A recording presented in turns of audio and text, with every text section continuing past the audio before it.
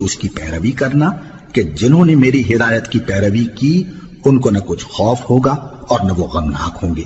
اور جنہوں نے اس کو قبول نہ کیا اور ہماری آیتوں کو جھٹلایا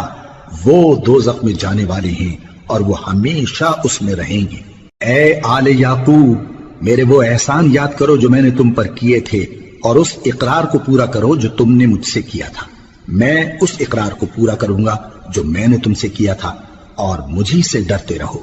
اور جو کتاب میں نے اپنے رسول محمد صلی اللہ علیہ وآلہ وسلم پر نازل کی ہے، جو تمہاری کتاب یعنی تورات کو سچا کہتی ہے، اس پر ایمان لاؤ اور اس سے منکر اول نہ بنو، اور میری آیتوں میں تحریف کر کے ان کے بدلے تھوڑی سی قیمت یعنی دنیاوی منفعت نہ حاصل کرو، اور مجھی سے خوف رکھو، اور حق کو باطل کے ساتھ نہ ملاؤ، اور سچی بات کو جان بوجھ کر نہ چھپاؤ، اور نماز پڑھا کرو اور زکوٰۃ دیا کرو،